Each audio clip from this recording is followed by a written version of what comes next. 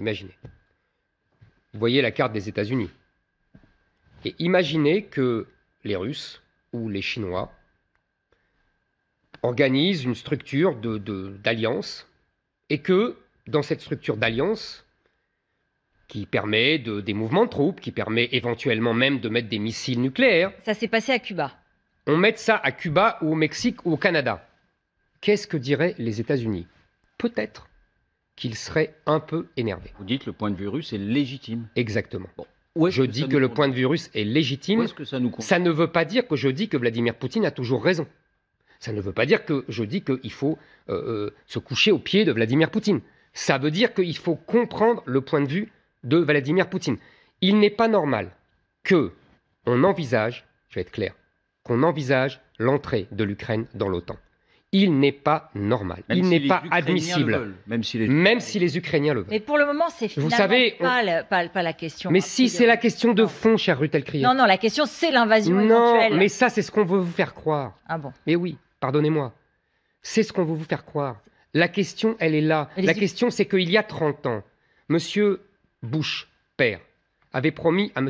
Gorbatchev, secrétaire général de l'URSS, une répartition des forces, de ne pas mettre les pays de l'Est dans l'OTAN. Tous les pays de l'Est sont passés dans l'OTAN. Mais c'est eux qui ont décidé. Vous êtes contre le droit à l'autodétermination des peuples. C'est eux qui ont décidé. Mais dans ce cas-là, les Russes vont décider de faire la guerre aussi. Dans ce cas-là, tout le monde a le droit de décider ce qu'il veut.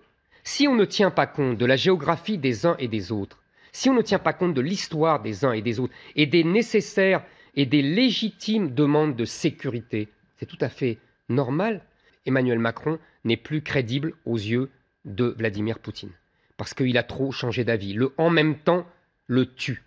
Le « en même temps » dévalorise notre parole et sa parole. Et le fait que Vladimir Poutine le considère comme un valet des Américains, oui. Il lui a parlé plusieurs fois ces derniers temps. Oui, non, mais ne vous fiez pas aux apparences. En tout cas, Vladimir Poutine, en vérité, ne veut parler qu'à Biden.